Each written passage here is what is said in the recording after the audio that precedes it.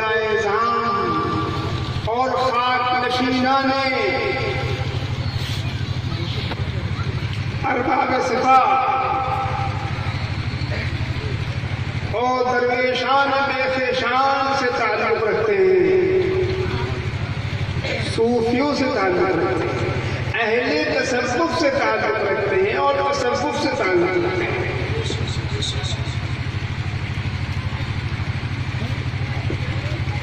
ہم مسلمان ہیں، کیا ہماری مسلمانی رہنی چاہیے یا ختم ہونا چاہیے؟ رہنی چاہیے جی بے شک۔ ہم مسلمان ہیں تو ہماری مسلمانی باقی رہنی چاہیے کہ نہیں رہنی چاہیے؟ ہم اگر اہل سنت والجماعت سے تعلق رکھتے ہیں تو ہمیں سنی رہنا چاہیے کہ نہیں رہنا چاہیے؟ رہنا چاہیے۔ ہمارا فرقہ باقی رہنا چاہیے کہ نہیں رہنا چاہیے؟ جو فرقہ حق ہے، فرقہ اہل حق ہے، اہل سنت والجماعت۔ اور اگر ہم صوفیاء کرام سے تعلق رکھتے ہیں اور بزرگان دین سے محبت کرتے ہیں تو یہ چیز باقی رہنی چاہیے کہ نہیں رہنی چاہیے؟ رہنی چاہیے۔ اور ان بزرگان دین اور صوفیاء کرام اور اولیاء اللہ جن کے آستانے موجود ہیں ہندوستان میں، اور ان آستانوں سے لوگوں کی بگڑیاں بنتی رہتی ہیں، انہیں موجود رہنا چاہیے کہ نہیں رہنا چاہیے؟ انہیں موجود بے شک رہنا چاہیے کہ نہیں رہنا چاہیے؟ اور ہم فقہ امام اعظم کو مانتے ہیں، اس کے مطابق نماز پڑھتے ہیں، اسی کے مطابق روزہ رکھتے ہیں، اور اسی کے مطابق زکوٰۃ دیتے ہیں، اور اسی کے مطابق حج کرتے ہیں۔ یہ ہماری فقہ ہے، فقہ سمجھتے ہیں آپ؟ یہ مسلک ہے ہمارا فقہ کا۔ کیا ہماری یہ فقہ حنفی باقی رہنی چاہیے کہ نہیں رہنی چاہیے؟ رہنی چاہیے کہ نہیں رہنی چاہیے؟ ان چیزوں کو باقی رہنا ہے جن سے ہماری پہچان ہے، ان چیزوں کو باقی رہنا ضروری ہے جن سے ہماری شناخت ہے۔ ہم پہچانے جاتے ہیں لا الہ الا اللہ محمد رسول اللہ سے، ہم پہچانے جاتے ہیں اسلام کے اس 5 ستونوں کے ذریعے۔ اسلام کی 5 بنیادیں ہیں، اسلام علی 5 بنیادوں سے پہچانے جاتے ہیں۔ کلمہ شہادت، توحید رسالت کی گواہی، نماز، روزہ، حج، زکوٰۃ، یہ 5 ہماری پہچان ہیں۔ اور ہمارا تعلق اہل سنت والجماعت سے ہے۔ اہل سنت والجماعت کا حق ہونا واضح اور ثابت ہے۔ یہ جماعت، اس جماعت کا باقی رہنا، حقانیت کا مسلک کی حقانیت باقی رہنے کے لیے اہل سنت والجماعت کا باقی رہنا ضروری ہے۔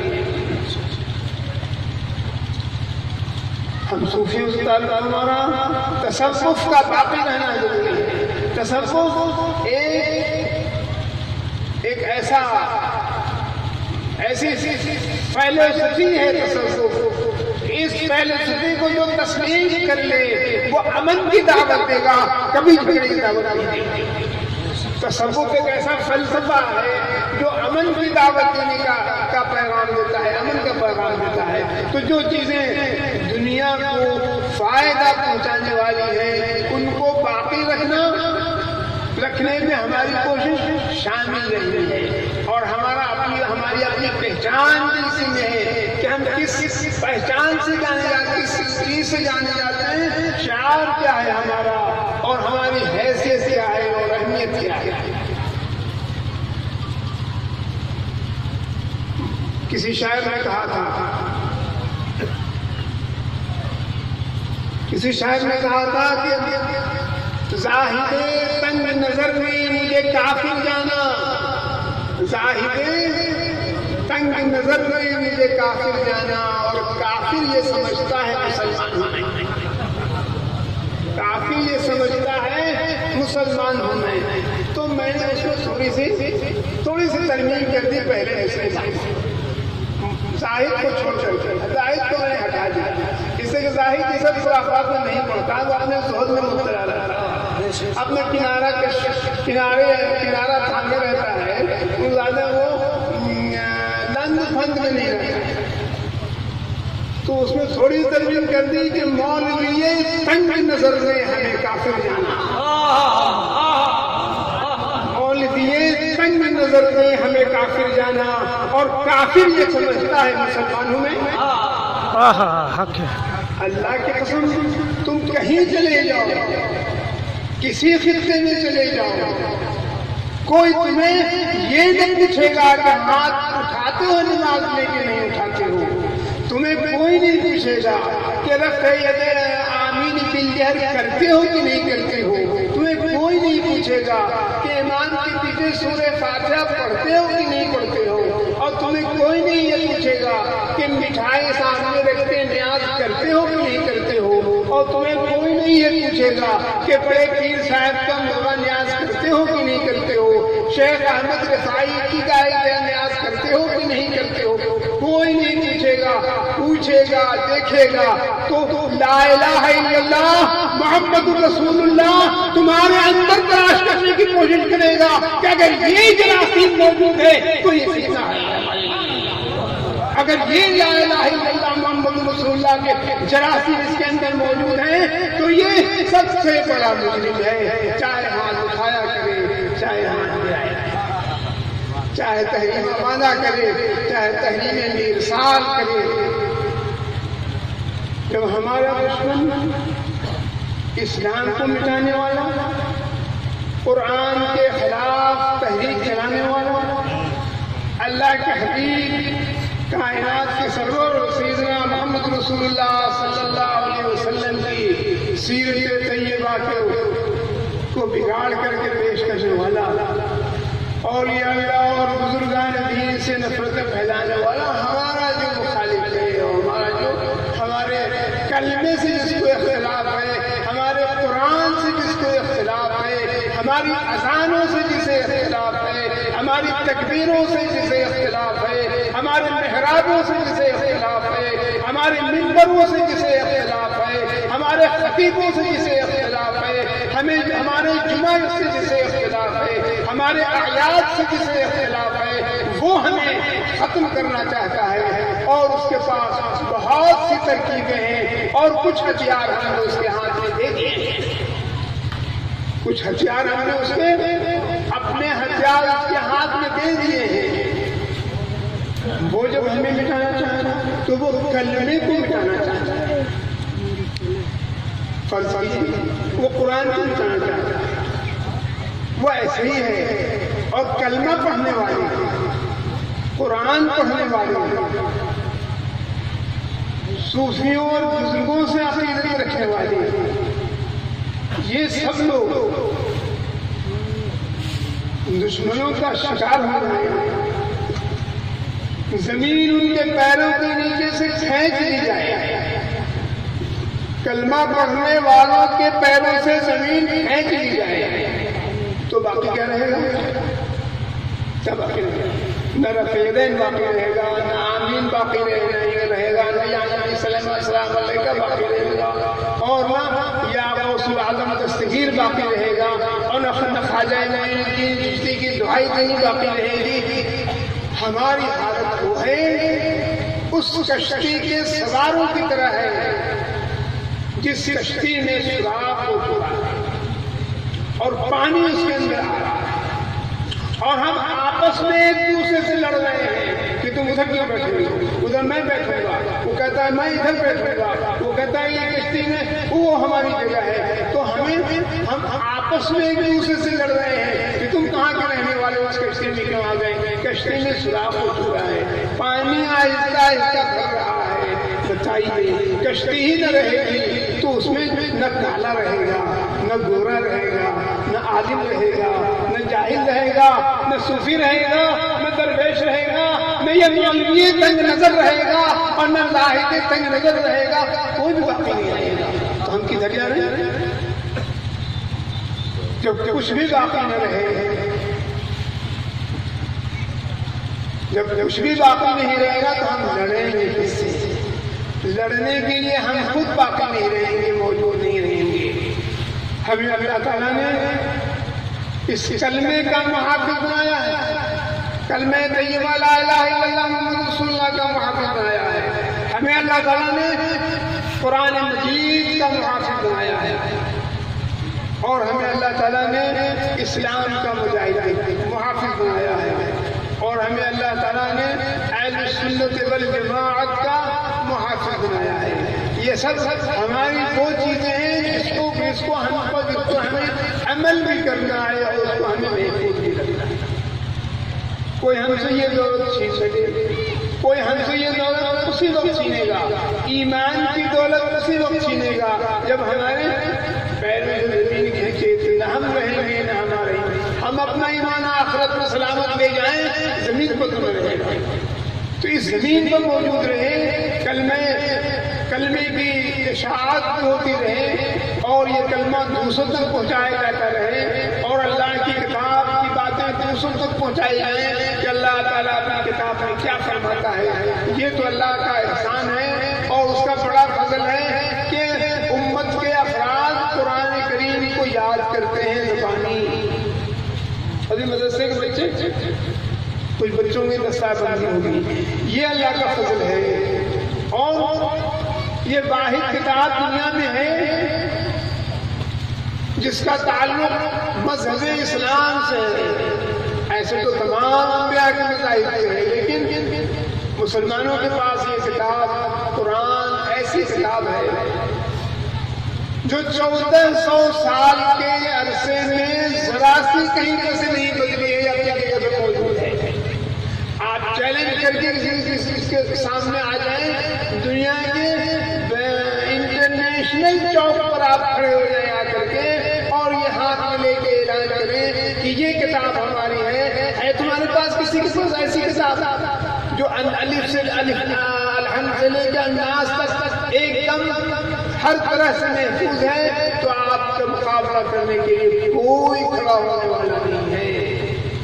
اس لیے کہ سب سے ان کی کتاب چھین لی گئی, یہود سے توریت چھین لی گئی, عیسائیوں سے انجیل چھین لی گئی اور زبور واپس لے لی گئی. صرف اور صرف ہمارے ہاتھوں میں, آپ کے ہاتھوں میں یہ اللہ کی کتاب موجود ہے. اور طلبہ اس کو یاد کرتے ہیں. یہ اس کتاب کا اعجاز ہے. اس کتاب کی ہدایتوں کے مطابق زندگی گزارنے کی ضرورت ہے کہ ہم قرآن کے مطابق زندگی گزاریں اور رسول اللہ صلی اللہ علیہ وسلم کے طریقے کے مطابق اپنی زندگی کا ہر قدم اٹھائیں. قرآن کہتا ہے انما المؤمنون اخوة فاصلحوا بین اخویکم, سب مسلمان مومن بھائی بھائی ہیں تو اپنے بھائیوں کے درمیان میں اصلاح کرو, صلح کرو, ملا کر کے رکھو. اور قرآن فرماتا ہے کہ اگر تم جدا ہو گئے, تفرقہ پڑ گیا, تو تمہاری ہوا اکھڑ جائے گی یا تم کمزور ہو جاؤ. کمزوری کا ایک سبب آپ کو قرآن کی سننا ہوگا کہ ایک شخص نے اپنے کئی بیٹوں کو جمع کیا اور ایک بہت پتلی دھاگوں سے پٹی میں ایک بہت موٹی رسی دیا لڑکوں کو, اپنے ایک کو دیا گیا اس کو توڑنا. تو ایک لڑکے نے کوشش بھی نہیں توڑ سکا, دوسرے نے کوشش بھی نہیں توڑ سکا, تیسرے نے کوشش بھی نہیں توڑ سکا, چوتھے نے کوشش کی نہیں توڑ سکا. اس کے بعد کہا کہ تم سب مل کر کے زور لگاؤ, تو سب مل کے اس کے 5-6 لڑکوں نے مل کر کے زور لگایا تو بھی اس کو نہیں توڑ سکے. تو باپ نے پھر اس کے بعد کچھ نہیں کہا اور اس کے سارے تار الگ الگ کرنا شروع کیا. جب اس بٹی ہوئی رسی کے سب دھاگے الگ ہو گئے تو سب کو دیا ذرا توڑ کے دکھاؤ, تو ہر ایک نے آرام سے توڑ دیا. کہا دیکھو تم جب متحد رہو گے تو دوسرے تمہیں توڑ نہیں سکیں گے, تم جب مل کر کے رہو گے تو دوسرے تمہیں توڑ نہیں سکیں گے, اور جب تم آپس میں بکھر جاؤ گے تو کمزور آدمی بھی تمہیں توڑ دے گا, کمزور آدمی بھی تمہیں توڑ ڈالے گا. اس لیے اللہ تعالیٰ نے فرمایا کہ دوسروں کے مقابلے میں سیسا پگھلائی ہوئی دیوار کی طرح جمے رہو, بنیاد مرصوص. تو ہمارے لیے سب سے زیادہ ضرورت کیا ہے؟ سب سے زیادہ ضروری ہے کہ ہم اپنے غصے کو کنٹرول میں رکھیں, اپنے نفس کو کنٹرول میں رکھیں, ذرا سی بات پر آستینیں نہ چڑھائیں. آستین چڑھانے کے مواقع کہیں اور ہیں.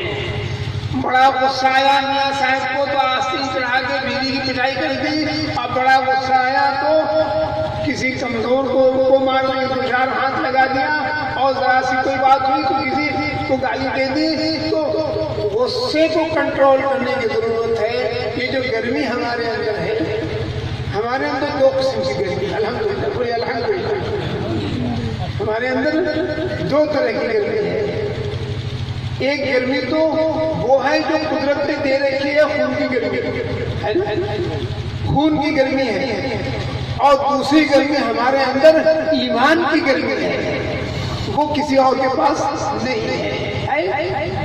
جس کے پاس لا الہ الا اللہ محمد رسول اللہ کی سند نہیں، اس کے پاس ایمان کی گرمی نہیں. تو ہمارے پاس الحمدللہ 2 گرمیاں ہیں. ایک تو اپنی جسمانی نظام جسمانی کی جو گرمی ہے وہ اپنی جگہ پر ہے، اور دوسری گرمی ایمان کی گرمی ہے. جہاں ضرورت ہوتی ہے گرمی نکالنے کی ہمارے نوجوانوں کو، ان کو چاہیے کہ ایمان کی گرمی نکالنے کی کوشش کریں. یہ خون کی گرمی نکالنے کی کوشش کرنے کے بجائے ایمان کی گرمی ظاہر کریں. ایمان کی گرمی ظاہر کریں گے تو شیطان دم دبا کے بھاگ جائے گا. اور جہاں خون کی گرمی دکھانے کی کوشش کی، شیطان آ کر کے پیٹ سے پکڑنا شروع کر دے گا. اس کا کام ہے لڑائی لگانا. اسلام، قرآن، اللہ کی کتاب، اللہ کے حبیب کی سیرت اور ان کی سنت، یہ سب ہمیں امن کا پیغام دیتی ہے، امن اور سلامتی کا پیغام دیتی ہے. رسول اللہ صلی اللہ علیہ وسلم نے اپنے عزیز و اقارب کی مدد کی اور اپنی ہر کمزور کی، ہر ضرورت مند کی مدد کی. مجھے زیادہ 10 سال عزیز ہونی ہے اور تقریر کا سلسلہ اور نعت خوانی کا سلسلہ بھی ہے. میں زیادہ تفصیل میں نہیں جانا چاہتا. میں آپ کو سیرت مصطفیٰ صلی اللہ علیہ وسلم کی چند باتیں آپ کو بتا دیتا ہوں. شاید کہ پہلے بھی میں نے بتائی ہو. تو آپ یہ نہیں سمجھیے گا کہ 4 سال پہلے جو تقریر لٹ کر کے آئے تھے وہی اس بار میں سنا بھی ہے. اللہ کا فضل ہے کہ کبھی رٹنے کی کوشش کی نوبت نہیں آئی، اور نہ کبھی 1-8 گھنٹہ تیاری کرنے کی ضرورت پیش آئی ہے. تو رسول اللہ صلی اللہ علیہ وسلم کی سیرت مبارکہ سب سے پہلے بیان کرنے والی حضرت ام المومنین خدیجہ الکبریٰ رضی اللہ تعالی عنہا. اور وہ جو سیرت بیان کرتی ہیں وہ آپ کے اخلاق اور محاسن سے پھیلی ہوئی باتیں ہیں. 5-6 باتیں بیان کرتی ہیں. آپ کی صفات وہ آپ کی پوری زندگی میں پھیلی ہوئی. جب آپ کو پہلی وہی نازل ہوئی اور آپ گھر میں تشریف لائے تو آپ کا دل کانپ رہا تھا، اور آپ کے جسم مبارک پر ایک ایسا لرزہ تھا جیسے کہ آدمی کو بخار ہوا کرتا تھا. گھر تشریف لائے اور اسے فرمایا زملونی، مجھے کمبل اڑاؤ، مجھے کمبل. انہوں نے آپ کو لٹایا اور کمبل اڑایا اور پھر پوچھا کیا ہوا، آپ کو کیا تکلیف ہوئی ہے. تو فرمایا پورا واقعہ بیان کیا جو بار حرام میں پیش آیا تھا جبریل علیہ السلام کے آنے کا اور قرآن کے نازل ہونے. وہ بیان کر کے آپ فرمانے لگے مجھے اپنی جان کا ڈر معلوم ہو رہا ہے. آپ نے فرمایا مجھے اپنی جان کا ڈر معلوم ہو رہا ہے. تو حضرت المومنین نے فرمایا اللہ آپ کو کبھی ضائع نہیں کرے گا، اس لیے کہ انک لتصل الرحم وتحمل الکل وتكسب المعدوم وتقرئ الضيف وتعين على نوائب الحق. اللہ آپ کبھی ضائع نہیں کرے گا، اس لیے کہ آپ رشتوں، ٹوٹے ہوئے رشتوں کو جوڑتے ہیں. کوئی رشتہ دار رشتہ تو ہوتا ہے تو آپ اس کو جوڑنے کی کوشش کرتے ہیں، اور اس لیے کہ آپ بے سہارا کو سہارا دیا کرتے ہیں، بے روزگار کو روزگار فراہم کرتے ہیں، اور مہمان نوازی کرتے ہیں، اور مصیبتوں میں حق کی حمایت اور مدد کرتے ہیں. یہ آپ کی صفات ہے. کیا یہ صفات اس زمانے میں مسلمان کے لیے نہیں ہونی چاہیے؟ اس زمانے میں مسلمان کو یہ صفت نہیں ہونی چاہیے کہ وہ مہمان نوازی کرے. مہمان نوازی کا مفہوم وہ نہیں تھا جو یہاں پر ہے ہندوستان میں، کہ کوئی مہمان گھر میں آ گیا ہے تو اس کو چائے پلا دی، کلچا کھلا دیا یا روٹی ترکاری کھلا کر کے روانہ کر دیا. وہ مہمان جو مکے میں آیا کرتے تھے اور اجنبی ہوتے تھے، ان کی کوئی جگہ نہیں ہوتی تھی رہنے کو، تو سرکار دو عالم صلی اللہ علیہ وسلم ان کو پناہ دیا کرتے تھے، اپنے گھر میں ٹھہرایا کرتے تھے. وہ تقرر الضیف کا وہ مطلب ہے. اور اگر کوئی بے روزگار ہے تو اس کے لیے روزگار کا انتظام کرتے تھے. کسی کے پاس کچھ بھی نہیں ہے کھانے پینے کو تو اس کو کھانے پینے کا سامان فراہم کرتے تھے. یہ صفات بیان کر کے ام المومنین کہتی ہیں کہ اللہ آپ کو ضائع نہیں کرے گا. اللہ یہ بتانا چاہتے ہیں امت کے لوگوں کو، اپنی اولاد کو. تو ہماری ماں تھی، سب مسلمان کی ماں تھی ام المومنین. انہوں نے ایک پیغام دے دیا کہ جو قوم اور ملت کو فائدہ پہنچاتا ہے اللہ اس کی مدد کرتا ہے. جو قوم و ملت کو فائدہ پہنچاتا ہے تو اللہ تعالیٰ اس کی حمایت کرتا ہے اور اس کو بچا کے رکھتا ہے مصیبتوں سے، پریشانیوں سے، دشمنوں سے، تاکہ قوم کی خدمت کرنے والا زیادہ دنوں تک قوم کے درمیان میں رہے. یہی سیرت ہے، سیرت طیبہ کی یہی خوبی اس وقت ضرورت ہے ہمارے درمیان میں ہوتی. رسالت پناہی صلی اللہ علیہ وسلم نے اپنے چچا کو جب یہ دیکھا حضرت ابو طالب کو، ایک بڑا مسئلہ چھڑا ہوا ہے حضرت ابو طالب کے ایمان کا. سب مسئلہ آج کل میدان میں نہیں ہوتا، زمین پر. یہ دنگل جو ہوتا ہے فیس بک پہ ہوتا ہے، یہ دنگل جو ہے نیٹ پر ہوا کرتا ہے. کہاں تو کسی کو کوئی مطلب نہیں، اور خامخواہ کو ایک بات جو ہے وہ بحث کا موضوع بن گئی ہے کہ ابو طالب ایمان لائے کہ نہیں لائے. ارے تم کو کیا ضرورت پڑی ہے؟ اپنا ایمان سنبھالو. حضرت ابو طالب کے بارے میں کیوں کہہ رہے ہو؟ جس کی پوری زندگی کا مقصد ہی رسول اللہ کی حمایت تھی. حضرت ابو طالب کی زندگی کا مقصد ہی تھا. ہر آدمی کی زندگی کا کچھ مقصد ہوا کرتا ہے. ان کی زندگی کا مقصد اپنی آل اولاد کو پالنا نہیں تھا. ان کی زندگی کا مقصد صرف رسول اللہ صلی اللہ علیہ وسلم کی حفاظت کرنی تھی. اسی لیے زندہ رکھا تھا ان کو اللہ نے، اور اسی لیے اللہ نے ان کی زبان پر کلمہ نہیں جاری ہونے دیا تاکہ مشرکین سمجھیں کہ یہ میرے آدمی ہے تو ان کو ظلم نہ کرے. آپ اندازہ نہیں کر سکتے کہ کوئی چچا اپنے بھتیجے کے ساتھ اتنا بڑا کام نہیں کر سکتا، اتنا بڑا احسان نہیں کر سکتا جتنا بڑا احسان، جتنی بڑی محنت حضرت ابو طالب نے رسول اللہ صلی اللہ علیہ وسلم کے لیے کی. کوئی چچا اپنے بھتیجے کے ساتھ نہیں کر سکتا. 3 سال تک شیخ ابی طالب میں محصور رہے اور تمام بنو ہاشم کو لے کر کے حضرت ابو طالب آپ کے ساتھ رہے. 3 سال کا عرصہ پتے کھا کر کے، چبا کر کے لوگوں نے گزارا کیا. کم نہیں ہے 3 سال کا عرصہ. 3 دن مشکل ہے جینا ایسی حالت میں، اور وہاں 3 سال گزارا. اور اس 3 سال کی ہر رات ایسی ہوتی تھی کہ حضرت ابو طالب آپ کو صبح رات کے پہلے حصے میں آپ کے اپنی بستر پہ لٹاتے تھے، اور آدھی رات کو آپ کو اٹھا کر کے آپ کی جگہ پر اپنے کسی بیٹے کو لٹا دیتے تھے تاکہ دشمن کو یہ اندازہ نہ ہو کہ یہاں محمد رسول اللہ صلی اللہ علیہ وسلم. یہ تھے حضرت ابو طالب، اپنے بیٹے کو قربان کرنے کو تیار تھے کہ دشمن آ کے ان کے بیٹے کو مار دے اور رسول اللہ سے حیات رہیں اور سلامت رہیں. وہ ان کی پوری زندگی ایک مسلمان جو کلمہ پڑھتا ہے اور اللہ کے حبیب صلی اللہ علیہ وسلم کا کلمہ پڑھتا ہے، اس کے ایمان کا تقاضا یہ ہونا چاہیے کہ اگر کچھ اس کو غلط دکھائی بھی دے رہا ہے تو زبان بند کر کے رکھے. مالک کا معاملہ ہے، رسول اللہ مالک ہے ہمارے، اللہ مالک ہے ہمارا. مالک کا معاملہ ہے، زبان سے کچھ کہنے کی ہمت بھی نہیں ہونی چاہیے اور ان کا نام ادب سے لینا چاہیے. اس سے کہ وہ رسول اللہ صلی اللہ علیہ وسلم ان کو یاد کرتے تھے، بعد میں بھی یاد کرتے تھے، بعد میں بھی یاد کرتے تھے اور ان کا ذکر کرتے تھے۔ تو یہ تو بیچ میں ایک بات آ گئی، حضرت ابو طالب کی اولاد زیادہ تھی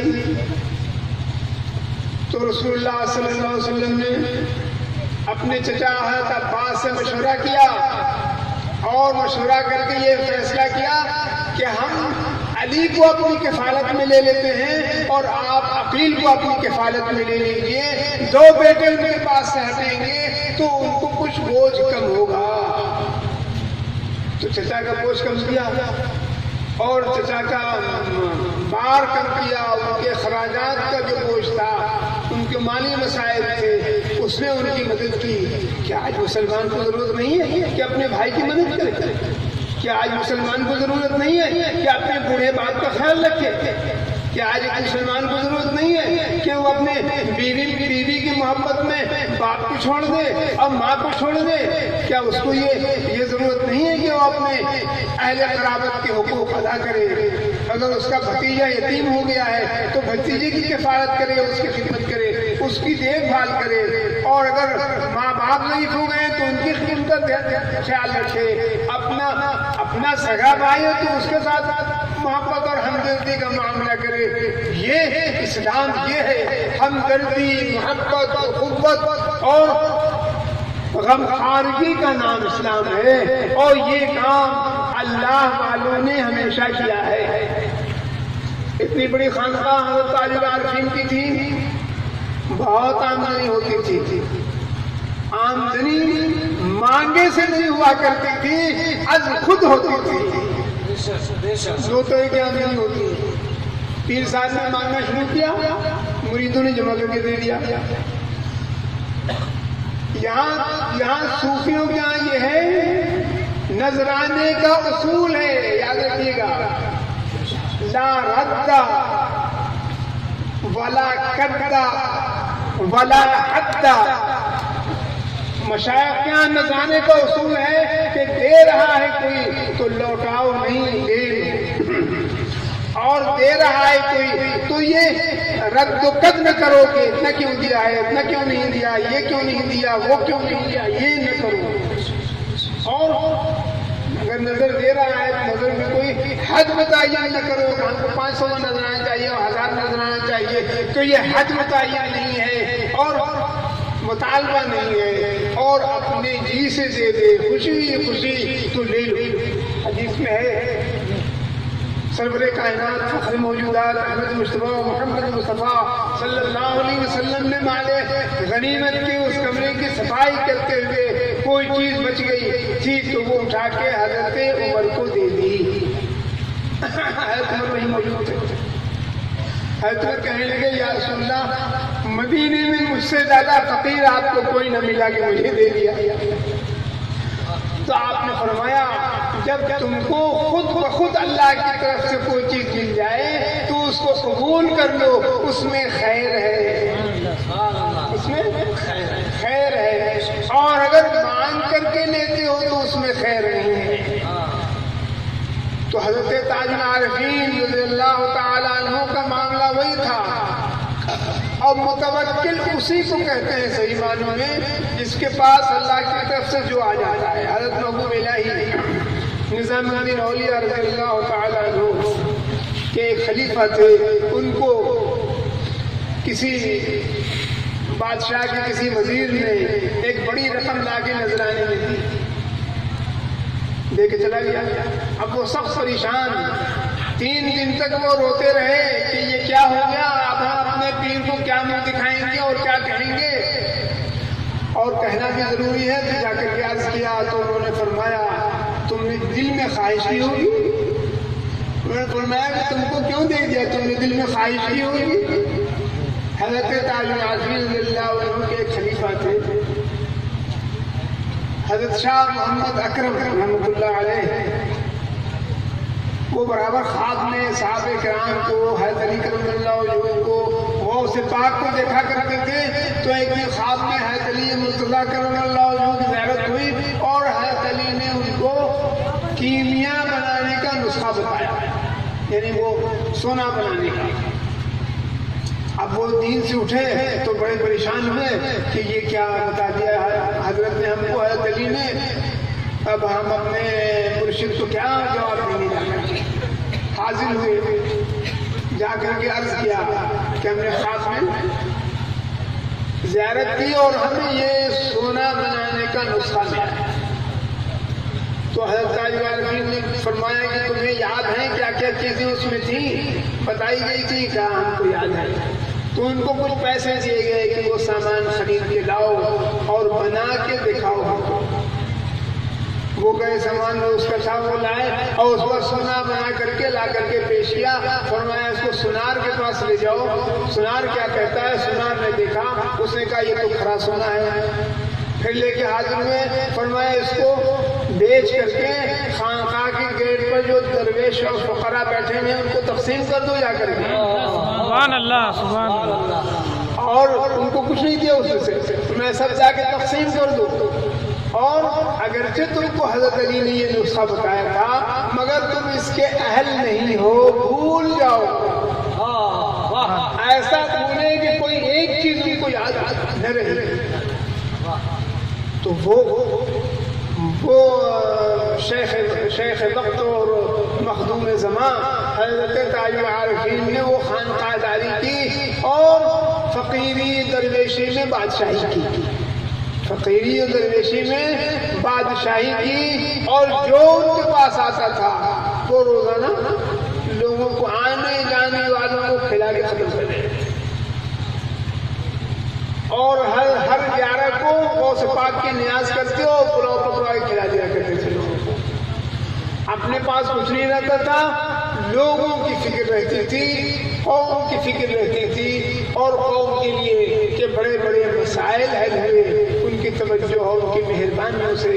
تو اللہ تعالیٰ ہمیں ضرورت ہے کہ ہم اس زمانے کے مسلمان بننے کی کوشش کریں. زمانہ ترقی کرتا ہے، آپ جانتے ہیں ترقی کا نام کیا؟ آگے بڑھنا. آگے بڑھنا مسلمان کی ترقی پیچھے جانا ہے 1400 سال پیچھے.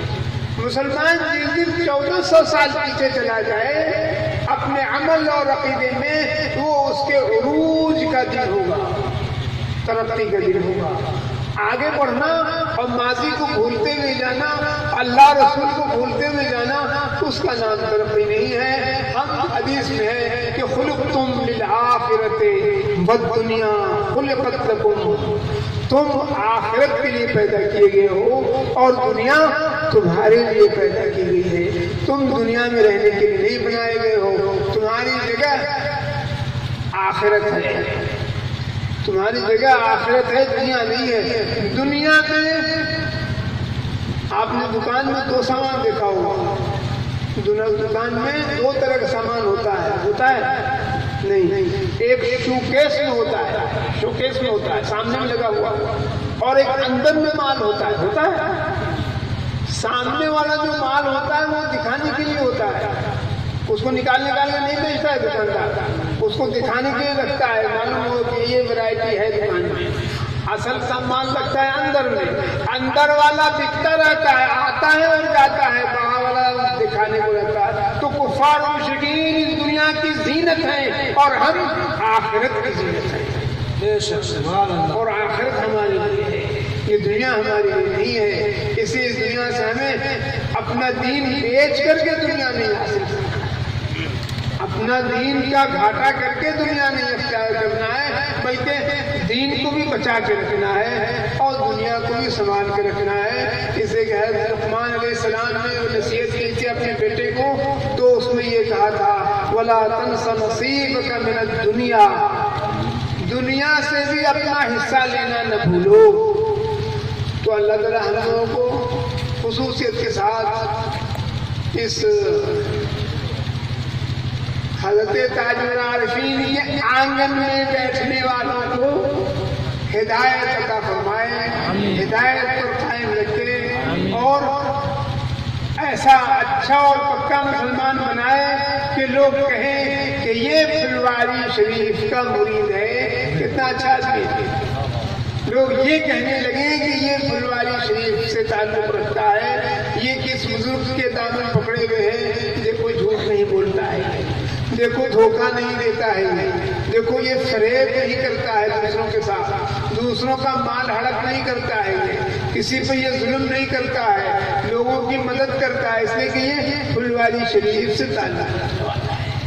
ये तो मैं आपसे कह रहा हूँ, लेकिन हर मुसलमान की तरफ लोगों की उंगलियां उठे तो वो कहे, लोग दूसरे लोग कहें, कुफार मुशरिकीन कहें, दूसरे मज़ाहिब के लोग कहें कि ये मुसलमान है, ये ईमानदारी इसके पास है,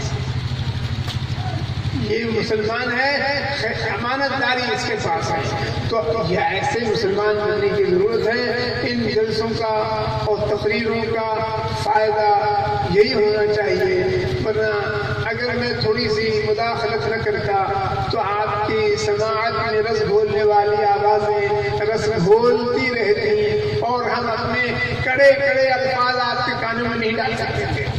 तो ज़रूरत थी कि थोड़े बयान भी कुछ हो जाए ताकि आप कुछ हासिल कर सकें। अभी दस्ताबंदी होगी और उसके बाद इकाकात होगी और फिर वो हमारे मौलाना का बयान होगा इंशाअल्लाह। तो आप थोड़ा सब्र और हिम्मत से बैठें। न सर्दी का ज़माना है कि आपको जाड़ा लगे और न बहुत गर्मी है कि पंखे की ज़रूरत हो। पता नहीं मुंतज़िमीन जलसा ने चाय वाय का इंतजाम किया है कि नहीं आपके लिए? चाय पिलाने का इंतजाम नहीं किया तो तकरीर ही पी करके आप लोग सब्र के साथ कीजिए और वो ज़्यादा अच्छी चीज़ होगी, पीने की चीज़ होगी। जो आंखों से पिलाई जाती है वो शराब अच्छी शराब है, जो आंखों से पिलाई जाती है, जो अखलाक पे खेती जाती है, पलकों में सजाई जाती है, आंखों से पिलाई जाती है, वो शराब इश्क और शराब मोहब्बत जो है वो असल चीज़ है। वो आखिर दावाना